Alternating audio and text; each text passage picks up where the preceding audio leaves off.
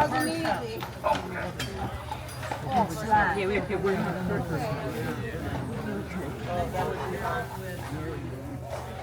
Now, if you didn't take a bath last night, we'll know about it. Please give a warm welcome for your driver, Christian, today. All right. How is everyone doing today? Wonderful. You sound really, really excited. Woohoo! Oh no, sunshine's overrated. Bring it home. Bring us some sunshine. Yeah. All right. So I'm Christian. I'll be your driver here. Out front here on the left we have Charlie, and on the right we have Reed. These are going to be two Percheron draft horses. Now we have Percherons and Belgians here. If you look on your left, you see those two brown horses with blonde manes. Those are Belgians there. The Percherons, they're special because they're born black. They can change color over time. They can change to a solid white horse or a dapple gray like our two up here. Wow. And so, has any of you folks been here on Mackinac Island before? Yes. No. Oh, so we have some newbies and some veterans. So that means the newbies will believe anything I tell them. All right, so that's where the aliens landed over there. All right, up there you can see Fort Mackinac there. That fort was built by the British in 1780. Now the thing is, originally they had Fort Mackinac, or Fort Michilimackinac on the mainland. They required that after the French and Indian War. Now the thing is, of course, the British decided that was not a very good defensible position, and they decided, you know what, we got to move it. They started construction on that in 1780. Problem is, the British commander Williams, he wasn't given any money or resources or engineers, so he had really no idea what he was doing, and it was a complete disaster. So by 1781, the Revolutionary War ends, and he's told, well, you have to give the fort up to the Americans. And he's like, yeah, you can take that and jump off the creek. He's like, we're not doing that. So he actually held on to the fort until 1796, when eventually the Canadian, governor of Canadian territory forced him to give it up. Now, once he gave it up, the Americans got it, and they were so shocked at how bad of condition it was actually in, and they started trying to basically finish the fort and make it something usable. Well, that only happened until about the War of 1812. The thing is, the British, they didn't go very far. They went to an island north of here called St. Joseph Island. Now the British, of course, they stayed there kind of hunkered down, hoping to move the fur trade over to their island. Never worked. So they're fighting Napoleon, and that war's going on a lot longer than they expected. So on June 18th, 1812, the Americans declared war after they didn't like the British stealing their sailors off their vessels. So on July 17th, a month later, the British land on the back of the island, and they go to the highest point. They fire one cannon down at Fort Mackinac. As a result of that, the United States have had to surrender the island without a shot fired. It is cheating, but we'll get to that more in a minute here. Over here on our left, there's Dow's Market, the oldest family market in the country. Established in 1884. It's actually still run by the original family. It's our only grocery store here on Mackinac Island. Hello. Yeah. Come on, boys. Get. Now the statue in the park here to your right there, that's supposedly Father Marquette. I said because Father Marquette was a French missionary in the 1600s. The artist who designed that statue had no idea what Father Marquette looked like, so he used his own face on the statue. More of a self-portrait. Over on our left, this little house here is the McGollum House. It's one of the oldest houses on Mackinac Island.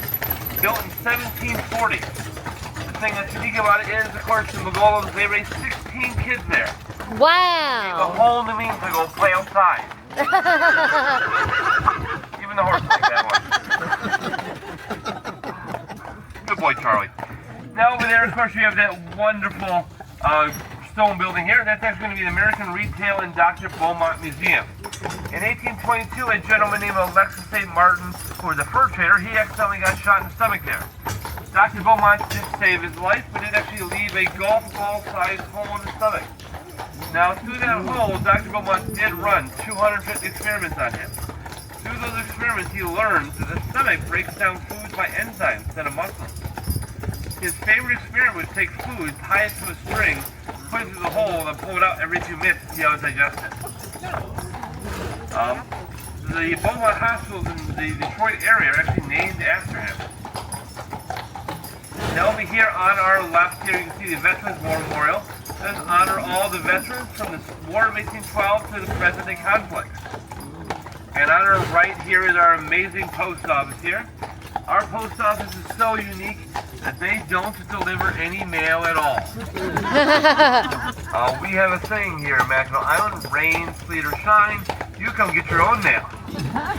All the mail is delivered by P.O. boxes here. These two off-white buildings here, these were once upon a time the offices and warehouse of John Jacob Astor I. He had his fur business. Here's where he got his fortune from. He did $3 million a year in fur trade, which is $1.5 billion in today's money. Over on our left there, you see that wonderful flagship store. It's a wonderful gardening and sign shop. You see those beautiful plants in that basket there. Those are little offsprings of the lilac trees here from Mackinac Island. You can actually buy them, take them home with you. They're only about 6 inches tall. You can put them in a pot and grow them for a little bit. They will flower after the second year. On our right, those garage doors, that's going to be where emergency vehicles are kept. We do have ambulances, fire trucks, and police cars here. The thing that's unique is, of course, you can imagine, heaven forbid you're hurt on Mackinac Island, you don't want my boys coming to save your life. Over here is a wonderful little art gallery here, some beautiful paintings from Mackinac and Michigan artists here. And then, of course, you do have the Benjamin Blacksmith shop on the right there. That's going to be owned by the Fort. The Fort does blacksmith demonstrations there. On our right also, we have the Biddle House. Edward Biddle bought this house in 1822, put a whole $100 down. Paid the entire house off in a single year, a whole $1,000. That's in the American Museum today. On our left here, we have Cindy's Riding Stable. It's a really wonderful spot. You can rent a saddle horse. Now, if you're comfortable going up by yourself, they'll take you out some really good trails. If you're not to worry, they'll send a wonderful guide with you. They'll kind of show you a good time and show you the island. Over here on our right here, we do actually have our medical center. We do actually have 1 doctor, 4 nurses, and 5 veterinarians. Now the thing is, we have 690 horses here in Mackinac Island. They don't stay here year-round. We ship them off the island. They go to Pittsburgh up in UP. They'll spend the winter. We do keep around 20 horses here year-round. It's called the taxis and the drays in the wintertime. That green building there is actually going to be the Grand Hotel's employee housing. They employ 600 workers every season. Coming up here, there's a little shop here on your left. That's called the Landing Golf Shop. It's a wonderful gift shop and art store. There's some beautiful handmade jewelry in there. See that vase there? That's actually imported glass from Italy. They also even have some wonderful Michigan-made jams in there. Now this is actually my front porch store. It's a gardening and pet shop. There's some wonderful things in here. Great Christmas ornaments as well. Now, a lot of what's in here, I unfortunately don't know what it is, so I call it a lady shop. That you can see there is actually going to be a little bench for the husbands and boyfriends. Now coming up here, this beautiful yellow house here is actually going to be our mayor's house, Mayor Dowd. Now, Mayor Dowd, she is a wonderful lady. She actually just won her 49th consecutive term as mayor. Thing is, she is the longest serving mayor in U.S. history here. Now, the thing that's unique about her is, of course, she runs every year. The terms are just 1 year, and there's no term limit, so she runs every year. Nobody runs against her. She's just a beloved figure here. Over here on our right here, we do actually have the wonderful Chambers Carriage House here. This is going to be where we do keep our wedding carriages. We do actually have 200 weddings on the island each year. Now, coming up here, if you look on your right, your left here, see this little carriage with the blue wheels there. That's called a livery. That's another type of tour you can take. That's a private tour. You can actually pick those up by the fort, by Marquette Park. Over here, that 3-story white house there, that's actually going to be the Astor House. That's where they lived originally. Today, that's employee housing. The tree in front, though, that's actually the oldest lilac tree on the island. That's 200 years old. We actually have 68 different types of lilacs and 18 different colors. These here on your left, these are lilac bushes. The bushes are native to North America, and of course the trees are native to Europe. They were brought here by the French missionaries in the 1600s. Now we do have a wonderful lilac festival in early June. It's beautiful. Smells are amazing. Now see this little carriage over here on your left there, that wonderful driver, that's one of international workers. That wonderful driver's from Romania. Now coming up here, you do have to have your drive yourself carriage here. You can actually rent your own horse-drawn carriage here. Now I know you're thinking, but I don't know how to drive. That's okay. They do give you a whole full 5-minute course on a drive. The horses are really well trained. It's actually a lot of fun.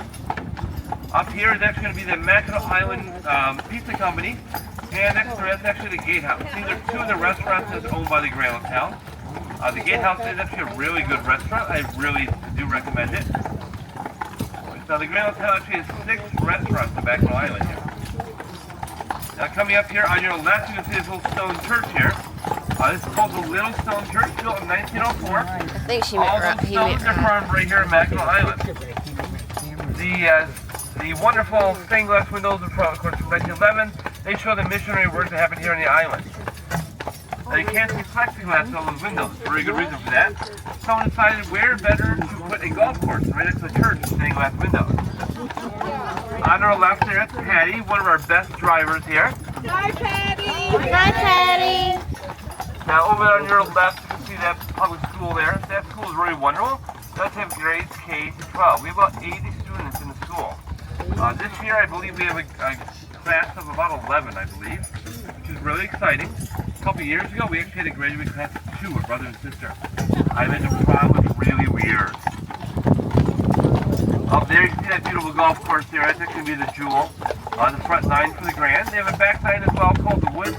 The Woods is going to be the only golf course in the country that does take a horse-drawn carriage to get to. Now, you can use golf carts, but you can't take them on the road. You got to stay strictly on the golf course. There's a third golf course as well called the Washcombe. That's a 1930s Scottish links course. Now, coming up here on our right, you can see these wonderful folks on these horses here. These are some of the ones you can rent. You can see the lady in the black there. That's the guide. The guide, of course, will go along and make sure the riders have a fun time and the horses behave themselves. Sometimes horses like to be a little unique and colorful. Up there, of course, you can see that beautiful white house up there in the hill. That's the governor's summer residence there. Now, the governor doesn't own it. She just gets to use it while in office. It has 29 rooms, 11 bedrooms, and 9.5 bathrooms. Up there, Moon. That's just our governor's summer residence. It comes there on the weekends. Our current governor is Gretchen Whitmore. People either really, really like her or really, really don't like her. I just drive the carriage. I want to see Vince Vaughn's house. He doesn't have a house here. It's Sid Vaughn. Yeah, Vince Vaughn and yeah, that's all kind of unfortunately we hear that all the time. Unfortunately. Now up here, Urban Legends. You see this beautiful Grand Hotel here. That hotel was built 1887. It's actually built in 93 days. Now the thing that's unique is it has the longest covered course in the world, 660 feet long. On the front porch actually is where Mark Twain stood. Mark Twain used to give speeches here. He had a 5-location speaking tour. There are 2 movies filmed here, one in 1979. It's Somewhere in Can Time. you push my butt? Christopher Reeves and James Seymour. Now the thing is, if you look over here on your right here, you can see Christopher Reeves' changing room. Yeah, Superman. Now over here you can see the beautiful flowers here to the Grand Hotel. The flowers are amazing here. Now the thing is, before these summer flowers were planted, they planted spring flowers, tulips. They planted 96,000 tulip bulbs this year. Now the thing is, they're really quite unique. The gardens are probably the best on the island here. Every year they put different flowers in. They don't repeat the garden. So they'll tear all these out by the end of the season. Now over here, of course, you can have this wonderful green building here. Woo. This building actually is going to be the Grand Hotel's Pro Shop. Now the thing that's really unique is this is where you can buy some wonderful merchandise with the Grand Hotel logo on it if you want. Also, you can get your tea times here for the golf course. Now, next to that, you can see this little stone building with a patio there. That's actually going to be one of the Grand Hotel's restaurants. That's actually called the Jockey Club. They have an amazing burger here. The thing that's unique about their burger, they have this cheddar and bacon burger, and they actually basically smear the bacon with maple syrup. It's really, really good. I know it maybe not sound that good, but it is. It's not too overpowering, just a slight sweetness to that. It's really quite something. Now this wonderful hotel, you can see all the balconies here.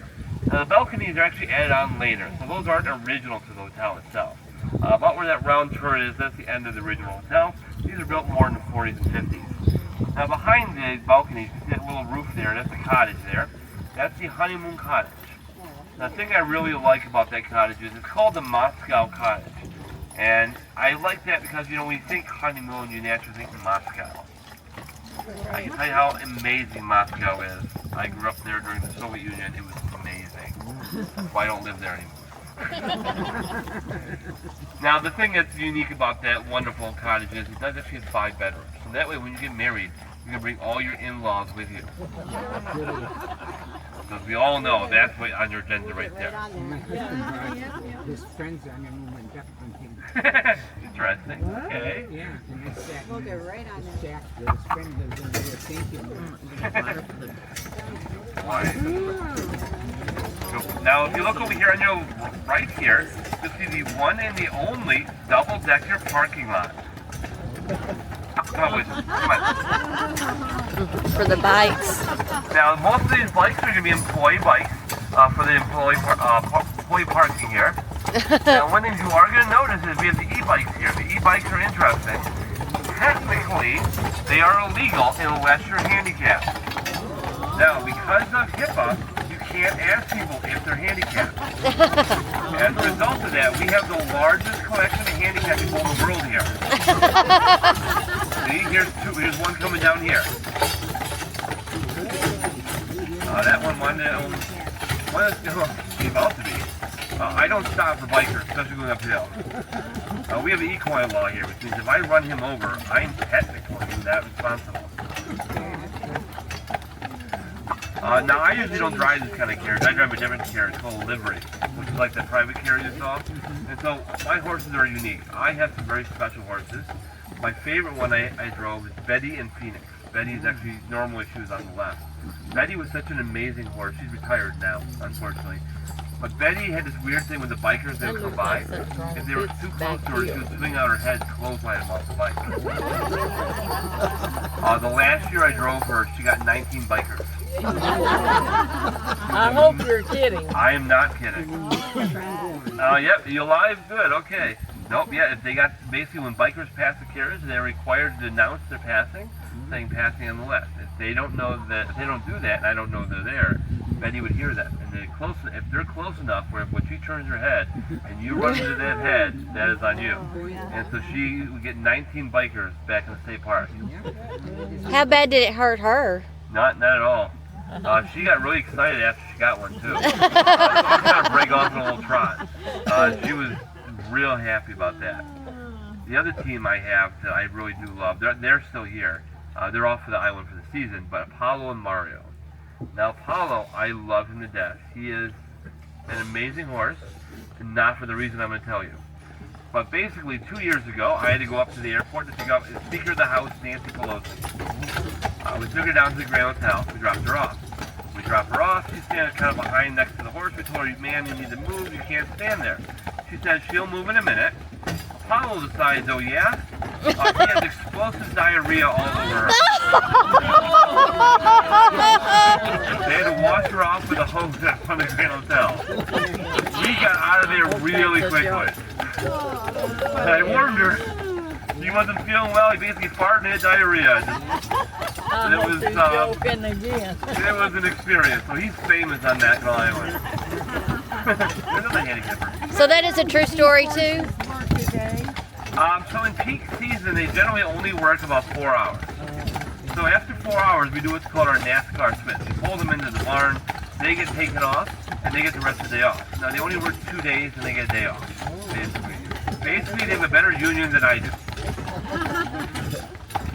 Was the Nancy Pelosi story true? It is. Are you serious? Oh, I am. As serious as the horse was. Yeah. Yeah, because I drive a private tour, and we usually use those carriages for special events and things. So we have VIPs come in, we'll pick them up. And unfortunately that day, people were feeding him apples all day. And so he was a little runny. Was she all by herself? Nancy Pelosi, or did she bring a team with her? She had a whole bunch of people, secretaries, probably Secret Service, I don't remember who all of them were. But no, yeah, because my carriage fits 8, and we were pretty much crammed in there. Now, something very important when we come up here. I want you to look over here on your left here. See that yellow carriage over there on the left there? Now, ooh, take a good look at the carriage. There's two things I want you to notice about that carriage there. First of all, see all those people there? Yeah. I want you to see that's what a tourist looks like right there. Now that driver there, that's Haley there. Haley's the best driver in the whole island. I thought the other girl was. No. Now don't believe her when she says she's not. She's being modest. She's the best driver. Can we change drivers? Nope, you're stuck with me. Now that gray barn there, that's our taxi barn there. Our taxis actually will run all year round. Now you can kind of see them. You look over on the left there, you can see our taxis there. Now there's about 500 human residents living here, right. so they will use those in the wintertime. Now there is one exception. Now, as I said, there's no real motorized vehicles here allowed on the island other than emergency vehicles. But there is an exception to that rule. See, in the wintertime, technically you can use snowmobiles. The thing is, with the snowmobiles, that's really quite unique, is technically these snowmobiles are not on the island. They're on the snow. Oh. A very colorful loophole. Now over there you can see those green and white carriages slightly. Those are actually normally the second part of the public tour. Now this time of season we're shutting things down, so those aren't being used anymore, unfortunately. That means you are stuck with me for the rest of the tour. It's okay. But normally you would transfer to one of those. Now those green and white carriages, they actually hold 35 people. They're actually pulled by a 3-horse team. They're quite unique. Those are actually made for us by a company in Indiana called Jayco. Jayco normally makes campers. Jacob. You also can see one of our veterinarian's offices here. We have wonderful vets. The vets have to actually look at the horses before they can go out. Oh yes, that's actually the lower corral there. So we do actually have upper and lower corral. Those are the ones that generally have the day off. Some of them will be in the lower corral for a little bit. They'll kind of save them just in case, heaven forbid, a horse throws a shoe or something. We need another horse earlier. We can have a backup, but usually that doesn't happen too much this time of year. Now, of course, my wonderful horses here, they are only seasonal workers, like I said. They will be shipped off the island probably the end of October. So beginning of August, we start the process of shipping them off the island. They go to Pickford up in UP, and that's where they'll spend the winter. Now we'll keep 20 of the youngest and most fit horses here for the winter. They'll kind of pull the taxis and the drays. The drays are cargo haulers. They're used to pull any kind of cargo that's here on Mackinac Island.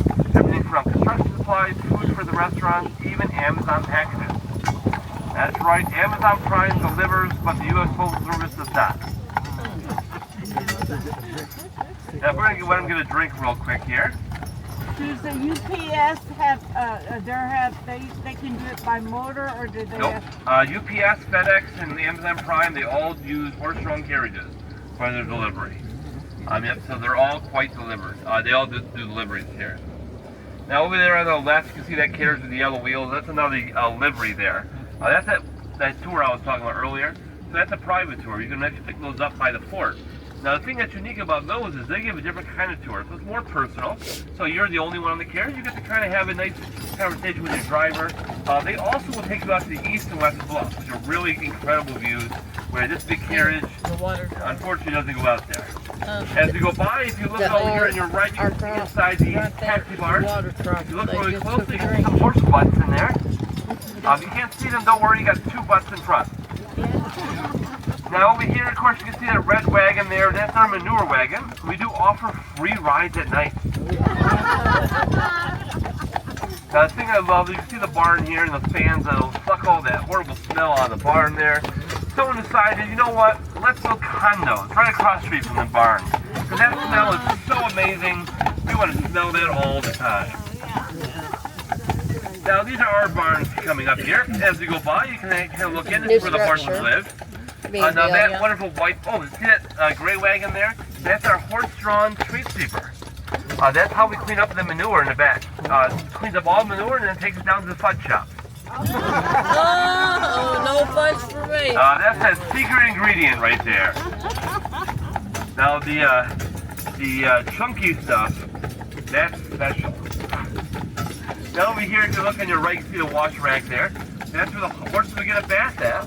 They do get a bath twice a day. So in the morning, each driver will take care of the teeth. So we bathe them, we harness them, and we take care of them. At the end of the day, I'll take all the gear off them, and of course, get. Come on, get. Now, if the horses were to stop on a hill, it's really exciting. What happens is pretty much they get stuck. And then, basically, I got on with the team, take them up the hill, and all you wonderful people get to help me push this 1,000-pound carriage up the hill. We do. We do. Even in a cold day like today, you're gonna baby poor babies? No. Whoa. They only. Well, we did wash them off this morning. We just wash their legs and things, make sure they're clean, no flies will get to them. But usually, if it's this cold, like in the evening, we'll take the gear off them, comb them out real good.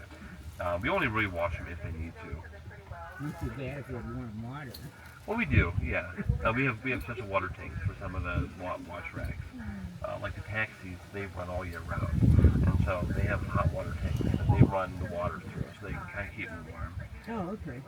Now, we're kind of just resting the horses here for a second to let them give a little break here. Now, normally what's up here, we're going to turn here in a minute, but you'll see a white building up on the hill. That's Surrey Hill. Now, Surrey Hill is kind of unique because that's actually where some of our antique carriages are. In normal peak season, that's actually going to be where the public tours transition from the 20s to the 3-horse. Inside there is an incredible antique hearse. It is actually still used for funerals today. I think we saw it. I do love that it has an escape hatch in the floor. Now the thing also is there's also the antique fire wagon in there. Now the fire wagon actually has a wonderful tank that holds 20 gallons of water. The way it would work is you hook a hose to it and use a hand pump and pump that water out onto the fire. Once you run out of water, you hook up your horses to the wagon, you go down the hill to the lake, you would reverse the process and pump water into it. Then you come back up the hill. That whole process takes 45 minutes. Hopefully your house is still there when you got back. I don't think so. Now up on that hill there, that's actually going to be Harrisonville. That's where the 500 year-round residents live. That'll shelter them from the snow and the ice in the wintertime. How much snow do you get here? They can get up to 139 inches. Are you serious? That's the max they can get. They also can get as cold as minus 45 degrees. We haven't gotten a winter like that in a couple of years. It's been fairly mildly warm for the winters here. We also have an ice bridge that if you're brave enough, you can cross the ice with a snowmobile. You want to be the first one or the last one. First one, you get across for a crack. The last one, well, you can watch everyone else go in. That's the upper trail here. About 3 o'clock they'll be lit up here. They eat from round bales. That's basically what they do. Over there on the left there, you can see that white building there. But that's the picture I there. remember we spent That's some time Chad up here Osborne. when we He was actually on a show called Forge of No, Fire. just one. Now you can go in there and make Well, your own I'll knife put out that of on a the horseshoe carrier. or railroad spike. They teach you how to do it. It's actually a lot of fun. Come on, boys. We ate up there. Now coming up, you also see that yellow building there. That's the greenhouse. That's actually the butterfly. That's the Wings of Mackinac, a butterfly house there. Now and then you have that green building with a red roof there. That's actually going to be the Greyhound House Carriage Barn. Inside there, there's a dozen antique carriages. Some of them dating back to 1800s. Now the thing that's unique is that all of those carriages are what's called rolling stock. So they all can be and are generally used still to this day. Now, if you are on the island later, you want to come up here, you can take a taxi up here or walk. That is open to the public. It's free of charge to go inside. You can go inside and check out those antique carriages. There is an old Studebaker carriage in there. The Studebaker company actually made carriages before they made automobiles. You go like and look inside. Now, the thing is, that wicker one with the top hat on it, that one carried 5 American presidents. One of those actually was John F. Kennedy.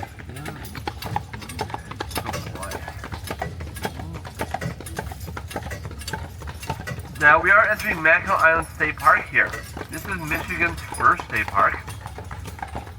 At one point it was a national park. So when Yellowstone became a national park, this became the second one. It actually opened up in 1873 and it closed in 1895 when the federal government decided to close the fort.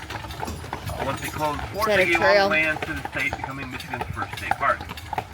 Over here on our right, there you see that building there. It's a power distribution center. We get all our power thanks to a giant underwater extension cord. Thank you, Home Depot. Basically, our power comes from underwater cable here.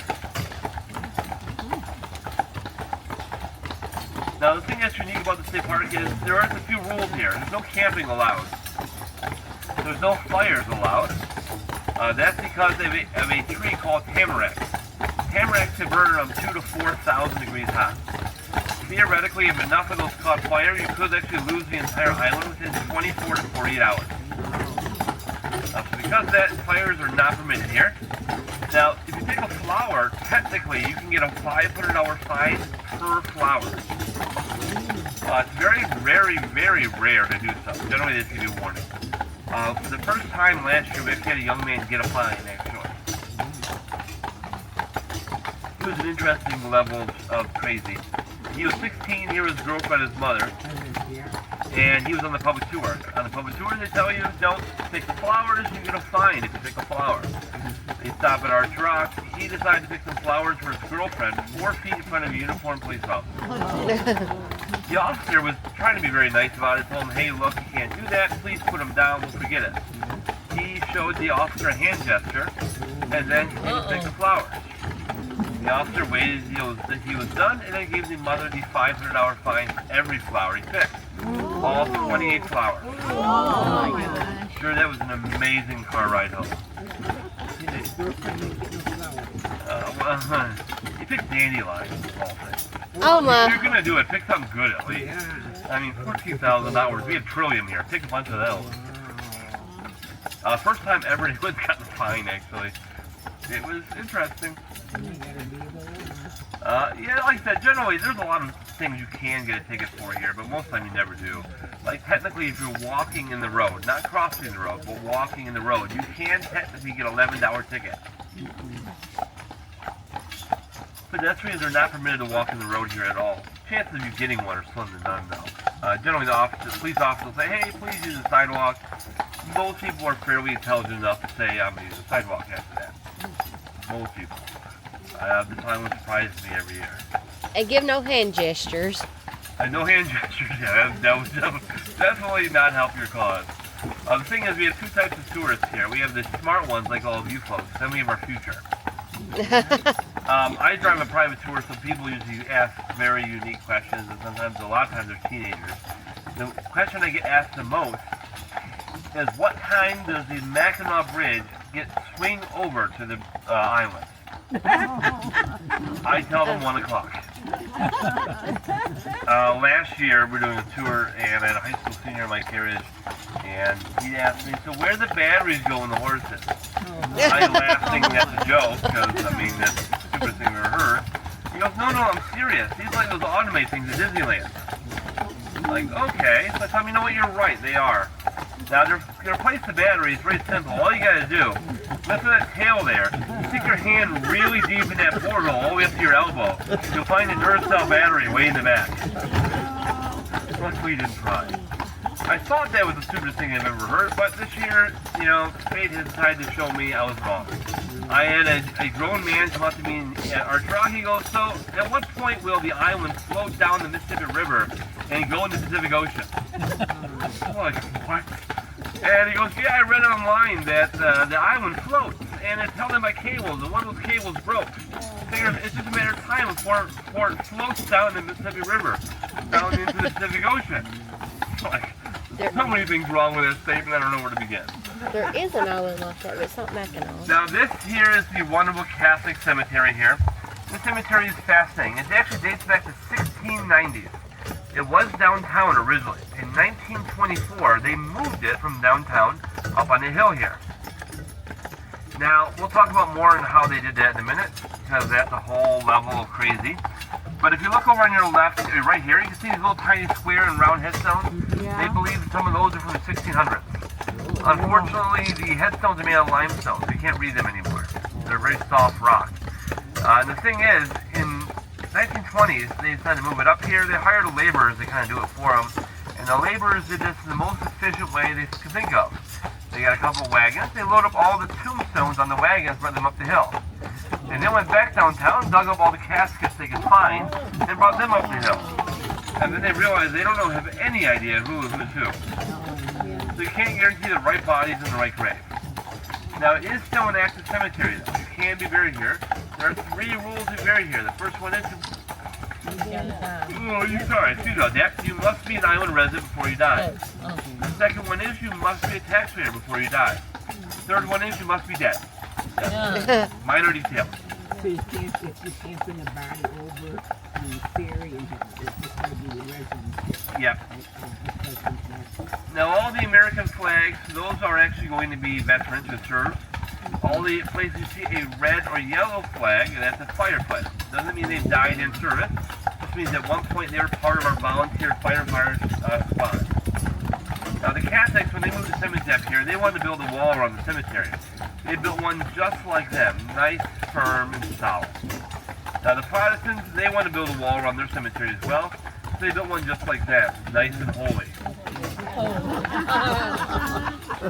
One of my favorite jokes, my last tour I did my first year here, I told that joke, and I forgot I had two nuns and a priest in the back. The priest laughed, I think the nuns laughed, the priest, I think his collar was a little too tight. Over there on the left there, you can see that cross there that says Williams. That's going to be our governor, Governor G. Manning Williams. And you see that watering can, that stuff back there, that's actually another governor, that's actually Governor Milliken. Now the green modern sign on the left there, that's actually Harriet Mitchell. Harriet Mitchell lived around 89 years old. Now she lived back in the time when the average lifespan was about 30 to 40. They do say the reason she lived so long, she was never married. Now over here is actually the last cemetery, is actually the post cemetery for the fort. There's actually 108 graves here. We only know who 39 of them are today. Now the thing is, that flag will fly at half-mast all year round to unknown soldiers. We are one of only 5 national cemeteries that can do this. The others are Arlington, Gettysburg, Pearl Harbor, and the only one that's not located in the United States is actually going to be the one in Normandy, France, for the D-Day landing. Now the picket fence there, that's actually Major Thompson, his wife Vicki, and his son Jacob. Now you see that sandstone headstone right beyond it there.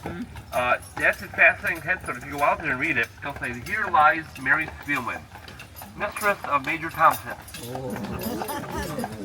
Interesting enough, he died first. Now, of course, this is all the Catholic cemeteries here. Now, that green ground cover there on your right, that's actually called creeping myrtle. That's actually going to be a wonderful plant. It does grow beautiful purple flowers in the spring. We have that. It's really quite something. It's actually very invasive. It's not native to the island. It was actually brought here in the 30s. Someone put it in a garden. And it kind of spreads out the whole island here. Now, coming up here, you're going to see this beautiful archway up here. The archway is fascinating. You can see we do actually have a beautiful antique hearse here, dates back to the 1880s. It's enclosed hearse. Now, the thing that's unique about it is, of course, when they built the wall, they hired a stonemason and they built this beautiful archway. The stonemason made sure to measure the hearse. He, of course, added 6 inches to the right and added the height and the width and built the archway. 4 months later, the first funeral comes up and they're about to go through there. They realize something fascinating. They realize that the hearse driver forgot something, or the stonemason forgot the hearse driver sits on top. He doesn't fit through. They realize the hearse driver tries to go through there. What you end up with is a headless horseman. No, is that the enclosed hearse? Yeah. Yeah, I went to a funeral a couple of years ago. The people were real wealthy and he hired a black hearse to carry her home. So up here is actually going to be a skull cave here. This cave was once a lot bigger. It went back about 60 feet back. Now the thing that's unique about it is, in 1750s was the Native American uprising, and a first native, Alexander Henry, he didn't want to die, so he hid in this cave. He had an awful night's rest. He couldn't get comfortable. Kept rolling around sticks and rocks all night long. Morning finally came. He woke up and he realized he was sleeping on skulls and bones all night. Turns out that wasn't Native American burial ground.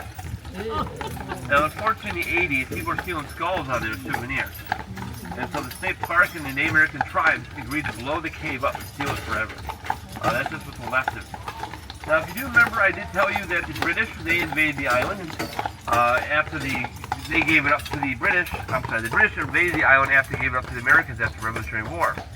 Now, they went to the highest point up there. Now, they fired one round down. 2 problems happened. One, the Americans couldn't fire back up the hill. It's too high. They were also outnumbered. See, the Americans only had 53 soldiers, and the British had 620. Not good odds. Now, if you go up these stairs here, you can see those stairs. There's only 178 stairs going all the way up. You'll see three things up there. You'll see the beautiful views up there. You'll see the beautiful replica of the Fort Holmes. And you'll see the beautiful road you should have walked up instead of taking 197 stairs. Now, we did try to get the island back in 1813. We parked our ships in the harbor, and those ships tried to bombard Fort Mackinac, but they couldn't elevate the cannons high enough. They kept hitting it below. And of course, the British tried firing back, and they couldn't hit our ships either. They kept hitting above us. They sailed away. Second attempt, Major Holmes, he landed on the backside of the island. He tried to do a land invasion. But the thing is, he didn't know is, of course, the British built a fort up there called Fort George, and they saw us coming, and they basically defeated him, and he's buried underneath the ninth hole of the Washington Golf Course. We tried one more time. Our ships landed in the front. They tried to do a Normandy evasion-type landing. Well, the problem was that the information traveled very slowly back then. And one of the shipments that showed up at the fort days late before that was an American shipment with supplies for the American fort, containing American flags. So the British see us coming, and they raise those American flags. The American ships see that flag and say, "Oh, we've captured the island back," and they dock at the harbor, get arrested by the British without a single shot fired. This is rifle range here. This is where the soldiers practice their marksmanship. You can see the hill here. They would stand down there by that fence and fire into this hill. Now, the problem with this, come on, boys. Come on, get. The problem with this was that they had a musket back then. The musket was such an amazing weapon that you could actually stand 4 feet from a barn, fire at that barn, and miss it completely. Couldn't hit nothing to save your life.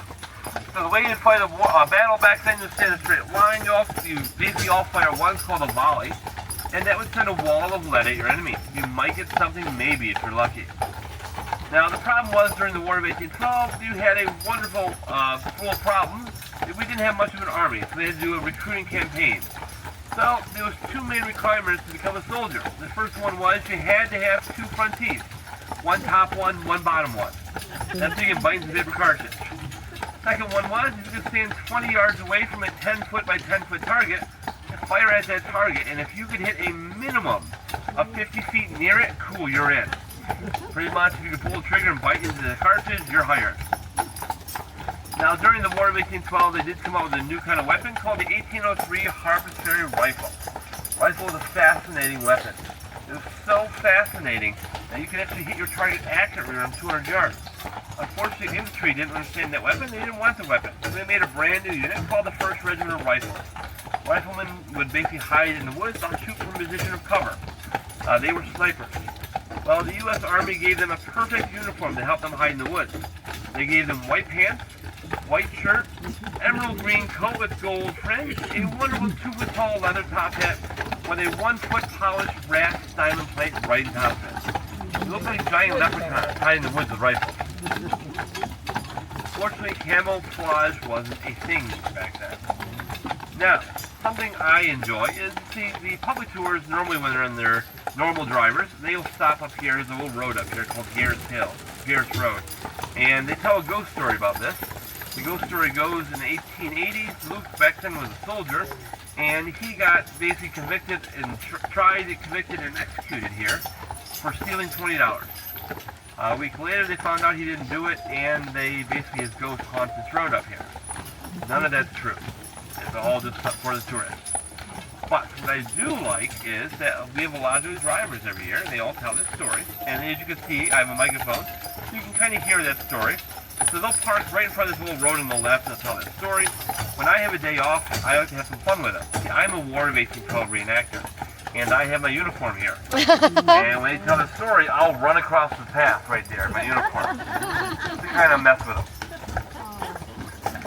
Now, coming up here, you'll see this little biking trail here. It's actually lead out to Sugarloaf. It's a wonderful natural limestone creation.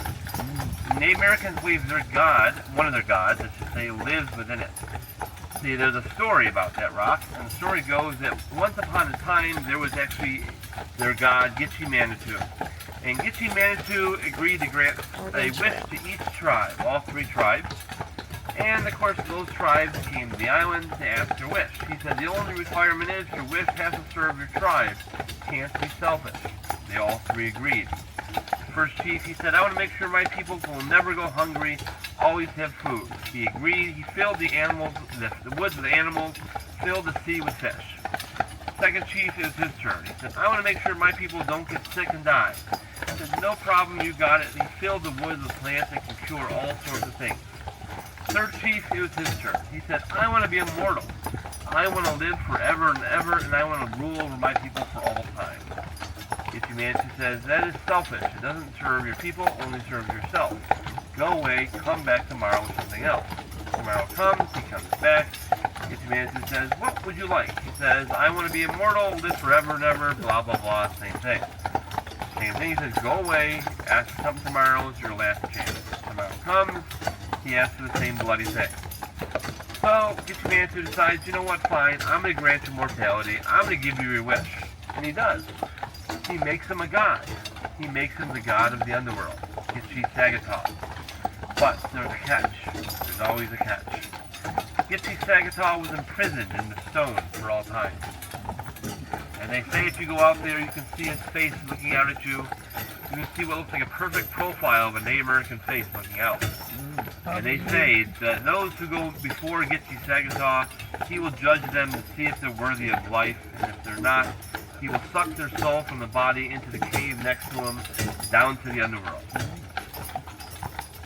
Now, earlier I talked about the tamarack tree. The tamarack's very unique because, unfortunately, it does burn very hot. The British actually used this tamarack to mine the limestone here on the island. What they basically did is they built these big bonfires right on top of the stone. They burn really, really hot for about 4 or 5 days. Then they would pour cold lake water right on top of that hot stone. That cold and hot mixture would actually crack that rock straight through. Sadly, Can you find one of them trees? tamarack, yeah, we'll pass when we leave Arch Rock. Okay. Unfortunately, I have had tourists ask me, where'd you get the lake water from? Like, oh my goodness. I just ride the carriage. Amazon. Amazon, yeah, we ordered from Amazon. That's a good one, actually. But you'll see the limestone quarry up here in just a minute. The reason the British chose to use limestone, though, was because limestone actually has a very unique property. So if you go home, you take a hammer, and I don't recommend this, take a hammer, you hit your granite countertop really hard with that hammer, it's going to crack right through, break right off. Now you take a limestone rock here, and you hit it really hard with a hammer. A chunk of the rock will fly off, but it won't crack the rock straight through. Limestone has the ability to kind of absorb impact. And they realized to build a wall out of this stuff, it's going to take you a lot longer to get through, trying to fire cannonballs at that fort. I can see the hillside on the right, hillside on the left, we're kind of level with the ground. We're going through the edge of this original limestone quarry here. Now right over here, of course, you can actually see that wonderful quarry. This is where some of the stone came from. There's 3 of them. There's one here, one on the other side, one forward up here. Now over here, of course, you will actually get to see this wonderful, all the cracked rocks here. Oh boy. These are some of the rocks that never got collected. Now we're coming out to Arch Rock here. We're going to stop here for a few minutes for you folks. Now there's a couple requirements you have to understand. The first requirement is there is actually a set of stairs here called Nicolet's Watchtower. I do not recommend going up there. There's 59 stairs going all the way up. And if you go all the way up there, you see 2 things really amazing. First thing you're going to see is trees. Second thing you're going to see is your carriage leaving behind without you. I have a time limit here, and I am like a cruise ship. If you are not back in time, you get left behind, and you get to walk. It's only 2 miles. Don't do that. I will give you time to be back at, though. And I will give you a call on the radio, kind of give you a warning. I'll give you about 7 minutes. Now, there's plenty of time. The Arch Rock's right there for you. Now, Arch Rock is right beyond those stairs. I'll point it out to you. And, of course, you can see it now. There is, if you don't like stairs, not a problem. There's actually, you can walk right up to that wonderful fence and see Arch Rock right in front there. Somebody's If you want to go up glasses. the stairs, there's some 9 stairs next to it. That's a beautiful view of the lake.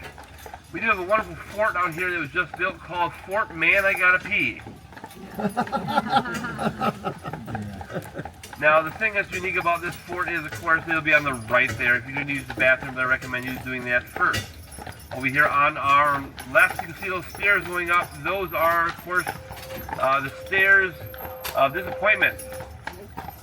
Alright, here. It's going to be a second here. Someone's part's really crappy.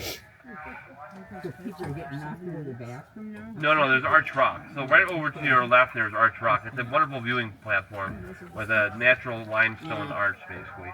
We're just waiting for this individual who doesn't know how to park to move up, so he's not blocking the whole bloody way. Have you ever had like crime up here? Like say somebody brings a gun down the ferry?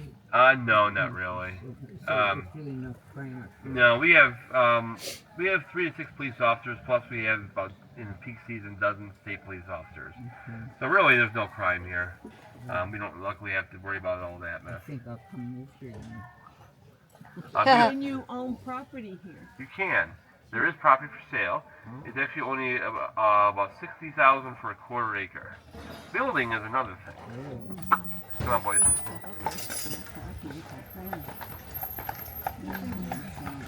Special requirements. Is that Hey, Teresa? Haley, pull all the way up if you don't mind. Haley. She's not listening. One. I see what she's doing. She's trying to let that carriage get out.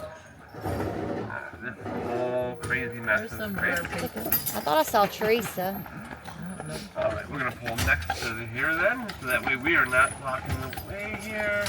Alright, folks, you folks have about 7 minutes here to go see Arch Rock. If you're right over to your left there, go check it out. And I'll I'm be gonna here. go, It is, though. right now, it is...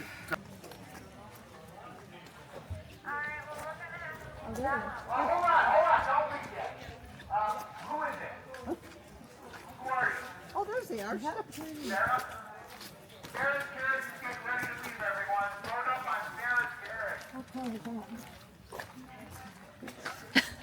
I got myself a picture. Yes, I did. Do you want one of two of you in front of that? Yes. In front of the. Sorry. Go ahead.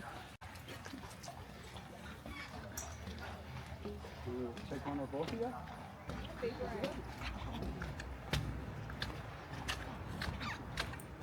Sorry.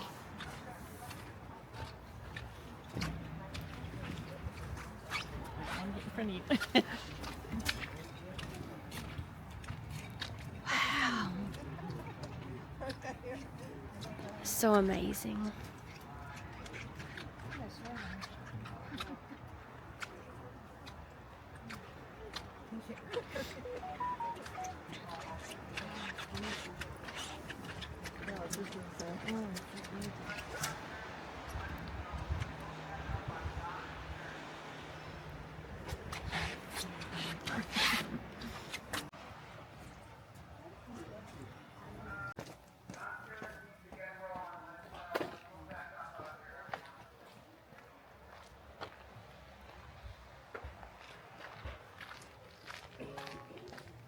Get people back if we can, but at some point... Oh no, and some people... So whoever he left behind, they're going to be walking back.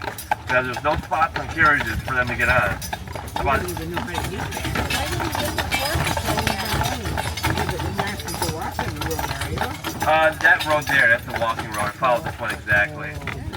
So you could, but yeah, it's... A long walk. That's why we try to tell people, hey, you know, it's like we have, the thing is, like, we had to be, the thing with the carriages is we give people 7 minutes for a reason. Because technically, I have 3 more minutes to play with. And so the advantage is that if people are still trying to, you know, get on or get people back, we still have 3 minutes to play with. He was, that's why he eventually had to leave. He kind of went beyond that 3 minutes, and then he could wait for him. Yeah, because then you got to go people that want to get there. Yeah, and that's why it's always, it's interesting. Last year, so we actually had last year a guy rolled into Arch Rock on one of the 35 passenger wagons. And when he did that, he actually waited for him as long as he could. He left with 2 people. He left almost 33 people behind in one single go. Yeah. And then they can't get the other carriage back, right? Nope. Yep. But, you know, it's a hit or miss. It depends on the time of year, but. So we're going to rest the horses here for a second. Now you see this tree right here on your left that's real tall there? That's a tamarack tree. That's a tree that burns really, really hot on the left there. Now the thing that's unique about that tree is it is a what's called a conifer, which means it does lose its needles in the fall. Now the thing that's really pretty is once the fall really hits, the needles will turn to a very bright yellow. It's actually a really quite interesting tree there. Now the thing is, because of that oil in that tree, it will actually prevent the wood from rotting. So the Biddle house downtown we went by, so in the 50s they renovated that house and they redid the plumbing. Once they redid the plumbing, they found out that the original piping was actually wooden pipes. Oh. It actually held up over the years because the oil in the wood actually prevented the wood from rotting. And if you go into the Biddle house today, you can actually see an example of that original wooden piping.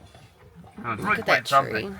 Now this trail here, the paved road on your right, that's actually the walking road. That actually follows this road exactly. The thing that's unique about it is it starts where this road starts and it ends where this road ends. And so it has little signs that tell you where all the trees are. Now most of our trees are cedar trees.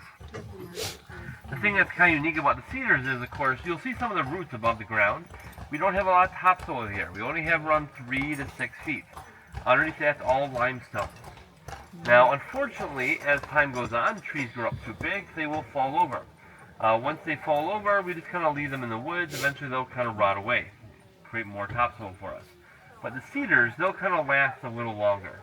They'll kind of anchor down in that rock, and they'll actually kind of slide the topsoil. They also don't require a lot of water as well. So you'll see most of our trees are cedar here. Now, I don't know if you ever smelt cedar burn. It's really interesting. It has a really nice smell to it. They also use cedar to make closets because it does have a really beautiful smell to it. I have a cedar chest that my dad made of wood. Oh yes, yeah. Cedar is an interesting wood. Quat trees. You don't have any animals. We do have animals. We actually have squirrels. We have chipmunks, rabbits, minks, otters.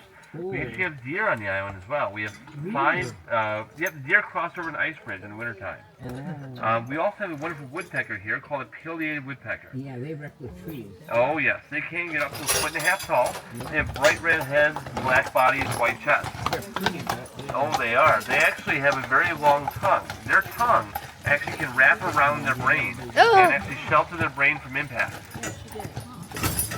Can I ask you something? Sure.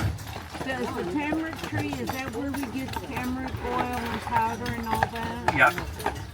Yeah, the powder will be basically, they take the oil and they will actually add a sap to it, boil it so it doesn't burn, and it'll dry out to the powder basically.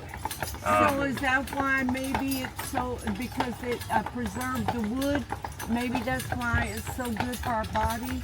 Well, kind of. It's, the thing about it is, that's where they make, that's one of the ingredients they sometimes make turpentine out of. So, all that fun, your body, your paint, all that wonderful stuff, all comes from the tree. So you use the tamarack? No. But if it was going to preserve my body, I thought maybe. They do use some in lotion sometimes. You get natural lotion that don't have tamarack oil inside of it sometimes. It's getting harder and harder to find. Tamaracks, they only reproduce when there's a forest fire. So they're not rare trees, but generally, they're a really hard wood, and when you cut them with a saw, it's an electric saw, the blade heats up, and you actually burn the tree, start a fire. So you gotta be it's really interesting when you cut them. You gotta be very careful. So they don't cut them down if they don't have to. Isn't there tamarack bushes? There is a tamarack bush. That's a little different, but yeah. Because they're red, aren't they? Yep. Over here on the right, you can see the sugar maple tree there. That's where you get maple syrup out of. Now the thing is, when you tap a sugar maple, you get this clear liquid. You have to boil it to get the water out of it. Once you Lengthy get process. the water out, what's left is the sap. Now the thing is, you lose 95% of the liquid. What's left is actually going to be just sap. It takes 40 buckets for a gallon of maple syrup. Just kind of give you an idea. Oh yeah. Over here is the white pine tree here. The white pine is very unique. Now the white pine tree actually is our state tree. It's very limber, so it actually the wood can move and blow, and as the wind blows the tree, it can flex without breaking. Now the thing that's very unique about the white pine is they also are conifer. They will lose their needles as well. But the needles don't get hard like a Christmas tree needle. They stay nice and soft, and they actually do smell really wonderful like pine. At Fort Mackinac, the soldiers used to use them for their pillows and their mattresses. The reason is, back then, especially in the summer, you would wear wool uniforms. And you can imagine how much you're going to sweat in wool. Now, back then, the barracks were just one large room with about 40 to 50 men per room. And unfortunately, one of the bad designs of Fort Mackinac is it's on the hill, and water doesn't flow uphill. So they didn't have water, so they had to bring the water up to do bathing. And so the problem with it was, soldiers were only permitted to bathe once a month. Ooh. You can imagine how incredible the smells were in that barracks. So they would kind of put pine needles in their pillows to kind of try to mask the smell when you sleep. They didn't get this overwhelming, gut-wrenching smell. Doesn't that cause disease? What was that? Other smells as well. Oh, yeah. Yeah. I would think that would cause diseases. Well, it wasn't the most healthiest. Typhoid was a big problem up here. Over here, of course, you can see that pile there on your left, and that's a manure pile. We call that pile Susan's Hill. Now, the reason is, 2 years ago, we're doing a tour out here, and we go past that hill, and there's a 24-year-old girl standing in it up to her knees. Oh! We're like, what the ever-loving is happening? We figured she had too many adult juice boxes. We stopped to make sure she's okay. She said she's fine, no problem. She just wanted to feel the dirt between her toes before she left the island. She thought that was soil, took off her shoes, walked right in. To the manure. Yep. I'm glad she wasn't on my carriage. Do they make compost starters? They do. They use it for fertilizer, basically. And It's really good. oh, it is. Yep. Oh, yeah. That's what they use in the house, the hotel. That's where they have pretty flowers. They do. Yep. Groundtail uses manure for their flowers. The thing that's unique about their flowers, they have a $1.5 million flower budget every year. The tulips they pull out, they don't actually they don't use them again. They throw them in the compost pile. And every year they put different colors, different patterns in every year. They're quite unique flowers. Now, the thing about the state park is when the state park when basically Mackinac was turned over from the federal government to the state originally had a hard time running it. They didn't have the staff or the funding or to take care of it. So they kind of had to come up with an alternate solution. What they came up with is they actually started inviting the Eagle Scouts out here. The Eagle Scouts, really interesting, they kind of help give tours of the fort, they kind of give demonstrations, they even help work on some of the buildings that were in rough shape. This program started in 1929, and when they started, the first Eagle Scout troop to come out here had a young man in there named Gerald Ford. Gerald Ford was actually one of our presidents. He actually was the Eagle Scout here on the island. Now in 1936, they actually constructed a Scout barracks. Now the Scout barracks, of course, didn't actually have Scouts in until 1938. By 1939, they opened the program up to all Scouts, not just Eagle Scouts, so Boy Scouts basically. By 1941, they actually opened it up for Girl Scouts as well. Today, the program still continues. So every week, they alternate back and forth between Girl Scouts and Boy Scouts, and they'll come and they'll serve as honor guard to the governor. Next, we will serve as honor guard to the historical buildings, and they will raise and lower all the flags in the state park. Now, the only problem we have with the Girl Scouts here is when they come here, they don't bring any cookies at all with them. Now, when the Scouts are here, though, they do get to have one fire here. You have to see the fire pit coming up here in your left in just a few minutes. That'll be the only place the Scouts can have a designated fire, but they have to be supervised by a fire marshal and a firefighter. Just to make sure they don't burn down the whole island. I think it's more a problem with the Boy Scouts than it is the Girl Scouts. You can see that fire pit over here on the left here.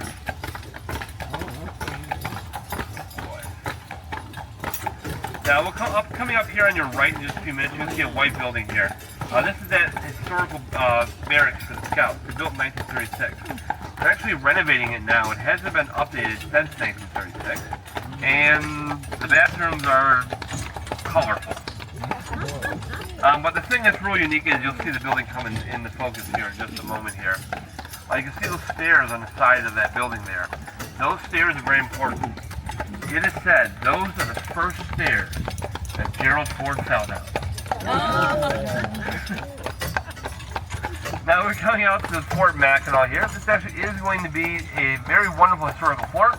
It's actually one of the oldest Revolutionary War forts in existence today. They have 14 historical buildings. They also have cannon and rifle demonstrations here. Now, you do have to pay to enter the fort, but once you're all done, all you do is go out the front of that door, go right down that ramp there, and of course, right down there, you'll find yourself right downtown. We'll stop here just for a few moments. If anyone wishes to get off to go to the fort, you can do that. Once you get off, that is the end of your tour. And so you'll have to go basically out the front door to get back downtown. You do not have to get off here. It's just an option we make available for anyone who does decide they want to do that. That very long building over there to your front there on the right there, that building was built in 1855. It actually used as soldiers' quarters for a little bit. During the Civil War, they actually housed 5 Confederate prisoners. Some Confederates tried to basically invade Maine and the second front. It didn't work out so well for them. They got captured. They were here for a little I wish bit. I'd taken pictures just All right, then, folks, but if you are getting off here at my carriage, I thank you for riding my carriage. My horses love apples. They also love paper with dead people on it. If you do get off here, I hope you enjoy the wonderful fort. If not, you can stay on and we will continue on in just a moment. Anybody want to get... Like you don't. he said, don't exaggerate. Just think warm. Okay, I do. This is nothing. This is great weather. I grew up in the Central Soviet Republic in a town called Gladovska, and our winters were minus 64 degrees. Our summers were maybe 53. This is great weather. It makes you tough. You can keep it. You can keep it. 1999. 16. They did, yep. Once the Soviet collapsed, we moved here. So what did you do? And did you go to college here and everything like that? I did. I went to Chicago for photography. Yep. Photography, huh? Yeah. Normally, this is not my normal job doing this. I am a photographer. I specialize in special needs kids. So I photograph their school photos for them. So when COVID hit, I came here because the school shut down. And I got attached to 2 horses. So for the summers, I come here, do this, and the schools are shut down anyways. Then go back to my normal thing. This ain't summertime. Well, not yet. No, but my photography starts a little later. I work for a company called Light Touch. So basically, once they're all done with their normal school photos, I go back into the schools and I work one-on-one with individuals. So that way, That is it's less awesome. traumatizing for the kids. Look, it's dry right here. Now, right up here is the governor's summer residence here. As I said, it is owned by the state there. And so the governor does come to get to use it while she's in office. Our current governor is Gretchen Whitmore. She's here now. No. So the main governor's residence is actually in Lansing, where our capital is. So this is just a weekend residence that she gets to use while here. Oh, that poor lady's such a cheap-looking place. Like I said, people either really like her or really don't. That's why people try to kidnap her from here. Is that the one? Uh-huh. Is that the Yeah, that's where they try to kidnap her from. If you're not familiar with that, basically the Michigan militia tried kidnapping the governor 2 years ago, I think it was. Yeah, I think so. During COVID? They never, it was after COVID, I think. Oh. Or maybe it was before, I don't know. No, I said it was just recently. Yeah, basically, the FBI discovered it, the plan, before they could actually even implement it. But the idea was to kidnap her from here, take her to the woods and hold a mock trial, basically like they did with the Romanian dictator. The FBI found out they were going to do it somehow. Michigan militia are crazy. I've run into them before. The most famous member of the Michigan militia was Timothy McVeigh, who did the I think it was Oklahoma City thing. Yeah, he was a member of the Michigan militia. Oh, They're look crazy at the people. water. So they really have. Oh, they do. Oh, yeah. I've run into them up in the UP. They're nuts. They're anti-military, anti-government, anti-everything. They're a bunch of crazy people. Yeah. I've been in the woods photographing waterfalls, and they'll come out, and they usually are very well armed. Like, okay, I'm out. I'm going. This here is the back of the Grand Hotel front 9 golf course there. You're supposed to walk your bike right here. There's a sign. Down that hill. Oh. Yeah, if you ride your bike down that hill, it'll feel like your back tires are going to fly over your head. If you walk your bike up the hill, you're going to start regretting your life choices. It's a really, really steep hill. It's not fun at all. They are supposed to. Most people don't. As long as they give enough distance between the horse, it's not a big problem. Look, free fudge. Yeah, as long as they give enough distance, it's not as big of a deal. It's the ones who pass too close that'll spook the horses, basically. But I found that as time goes on, common etiquettes die with It's that. pretty. It's really interesting, the amount of people we almost run over downtown. The biggest problem we have now is people will be on their phones and will just walk in the middle of the road and not be aware, hey, I just walked in front of a horse coming at me. And so we usually aggressively yell at people downtown, horse is coming through, get out of the way, just to make sure people who are on their phones are aware that you're going to be run over. Luckily, I've not actually technically run over anybody. So, technically. Yeah.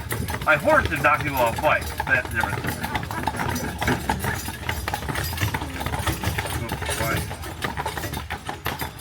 Now my boys here, they're really strong. They're draft horses, Pertrons. Pertrons are unique horses. They generally can pull about 10 times their body weight. So Charlie here, Charlie weighs about 1,100 pounds. So he can pull 10 times that body weight. Pertrons were once called war horses.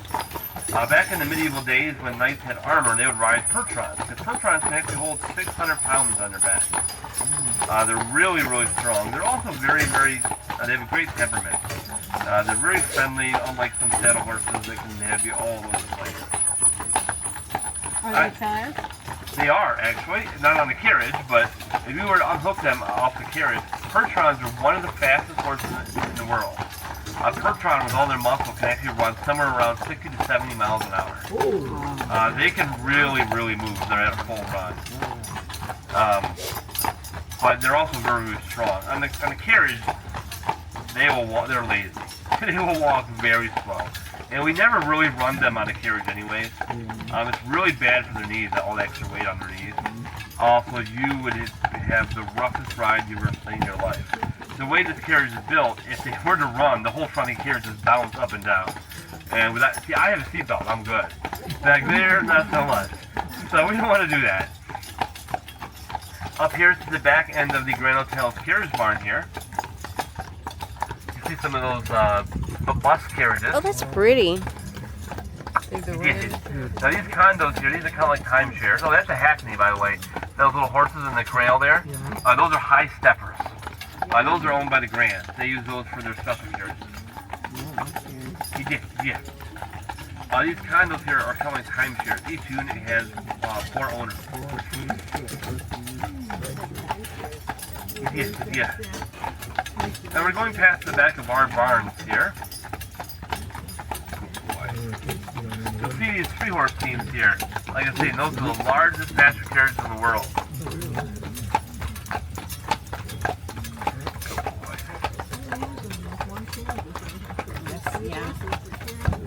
Yeah, those are used normally in the peak season there.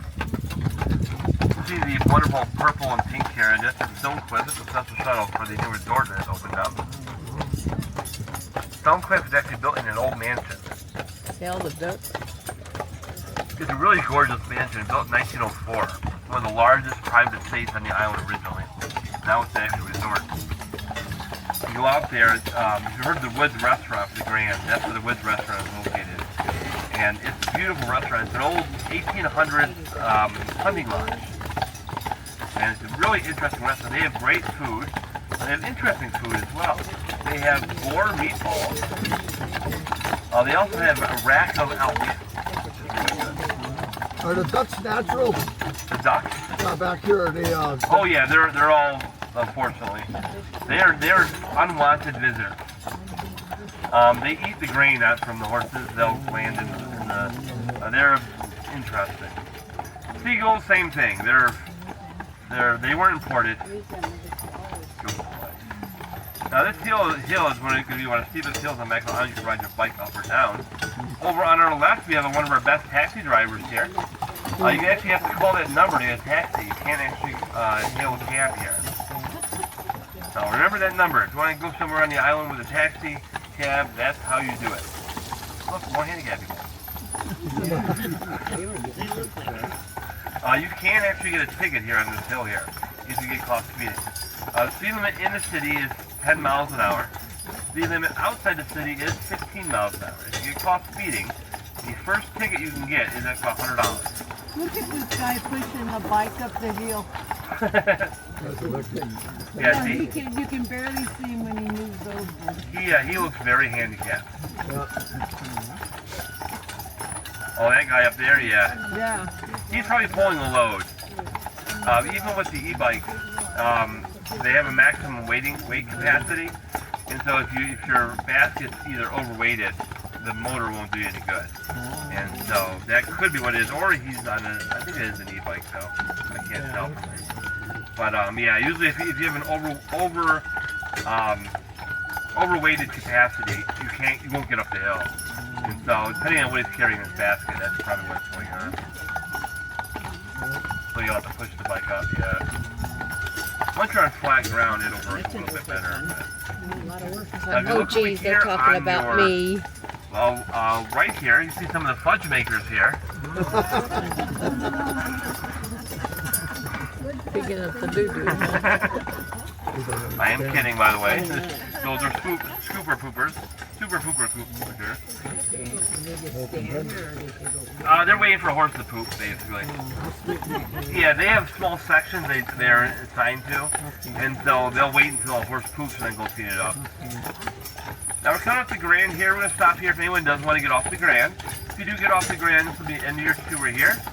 Now the thing is, of course, if you do want to get off the Grand, they have a wonderful lunch inside. It's a beautiful hotel. I definitely recommend it.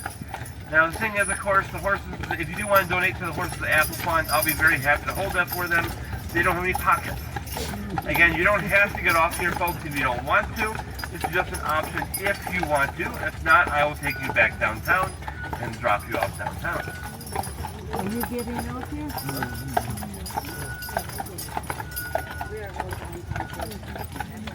Over there again, you see the Jockey Club there. I definitely recommend the Jockey Club. The food is excellent. Have you ever ate at the Grand Hotel? I have. I've eaten at almost every restaurant on the island.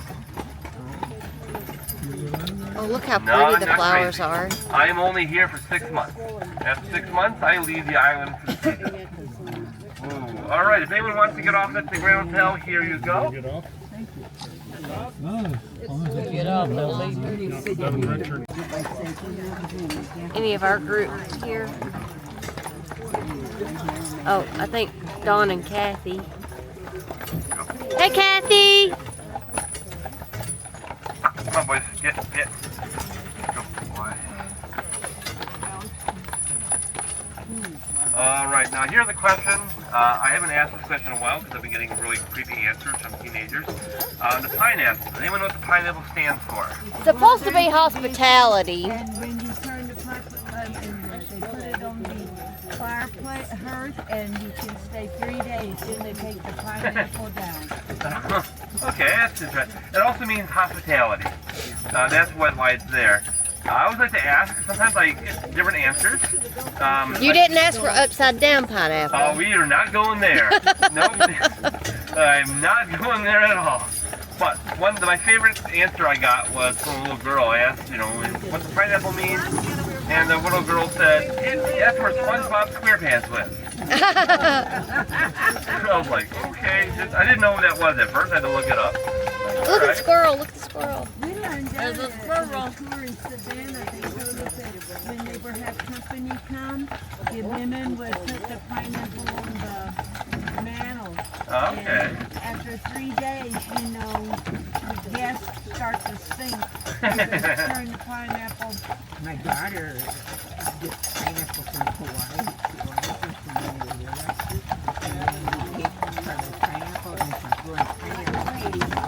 Can I tell you something?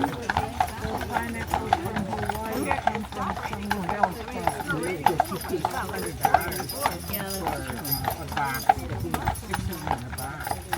Wow. Over there, you can get another view of the school there. That school was actually built in 1960. The original school was over by the fort. There's a building over there called the Indian Dormitories. And that building there was the original school from like 1818 to around 1955, I think it was, when they finally closed it. Today it's actually the Mackinac Art Museum, actually. Speaking of art, over here you have the wonderful painting there. That's a replica of an actual painting in the DIA in Detroit. That's called the Inside Out program. What it is basically they make replicas of their art, and they put it all over the state, so people who are not near the museum can actually see the art at the museum itself. Over here you can see one of the Grand Hotel's buses there. Those are more Pertrons. Those are doppelgrades like my boys, but those are a little bigger. They can range in different sizes. Come on, boys. And those are private schools, right? No, that carriage there is a shuttle for the Grand Hotel. They'll ferry their guests from the docks up to the hotel itself and back. Okay, so that's the one they pay the $12. That's one of them, yeah. Yeah. You also take a taxi as well. We can see another one of these paintings here. Yeah. How did it not get ruined in the rain? Well, basically what they are is they're laser printed on a type of metal, basically. So they're not actual fabric or anything. It's just a copy of it. Someone photographed it and then they use a laser printer to print it, basically. Come on, boys. Good boy. Well, people live in these houses? These are all summer cottages here. This one here is actually an office. I think it's dorms too. But this is also the house and the offices for golf. So liveries with the blue or yellow wheels. They also run Cindy's and some of the other companies they have in there as well. Good boy. This house here on the left is actually the Chambers house. The Chambers are a unique family. They actually started carriage stores in 1948, I believe. They also own most of the horses on the island there. Oh. Yeah. Come on, boys.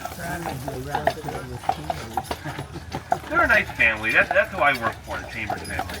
I really enjoy them because they're very hands-on with their company.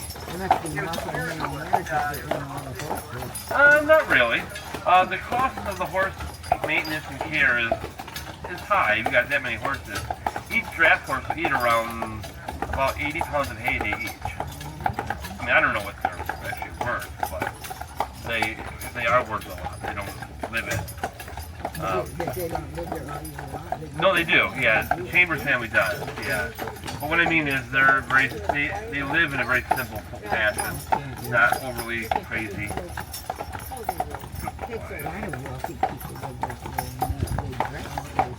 Oh yeah.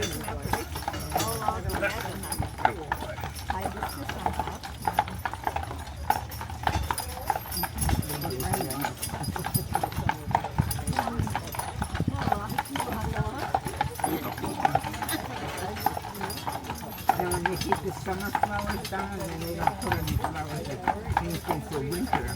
They don't put anything for winter, but they will put fall flowers up. And they'll keep those up for about a month and a half maybe. And then they'll take them out, and what they do with the Grand Hotel does at least, is they'll take them out and they'll put them in pots and they'll give them to the last guests that are there at the end of the season. You can see some of the wonderful things in this little shop here. There's some really interesting things in there. If you are a gardener, of course, they do ship. If it's something you really like, they do ship as well. This is actually the landing golf shop. You can see some of the handmade jewelry there. They also have some really unique, they actually have some estate items from some big houses on the left. That little box in the window, actually, an artist used to engrave images of things from the island in that box. There's some issue bed and breakfast, right? Yep. Yeah, that's a wonderful bed and breakfast. They're open since 1884. That's one of the original families here on the island here. They were Irish, and they were originally descended from the soldiers that were here for the British. When the British pulled out, not all of these soldiers left. They decided to stay and basically build a life here. That's another wonderful bed and breakfast here. Oh yes, the flowers are very unique here. Because they get that cold. Yep, the cool does some interesting things to it.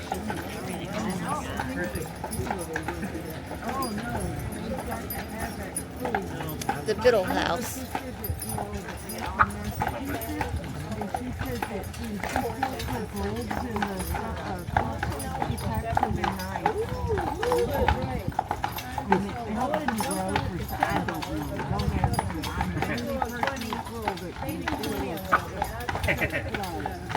Now over here you can see that gallery there. There's some beautiful paintings in there.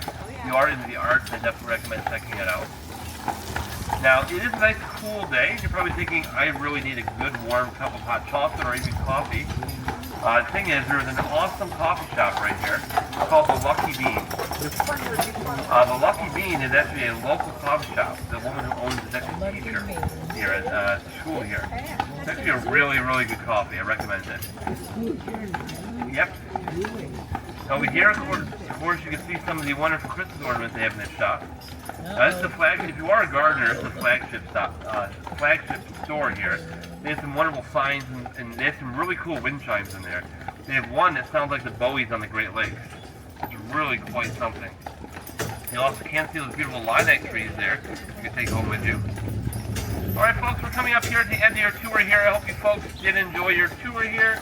I hope you enjoy your time here on Mackinac Island here. I recommend getting off on the right side just for your safety. You don't want to get run over by a carriage. You folks have a great day and thank you very much.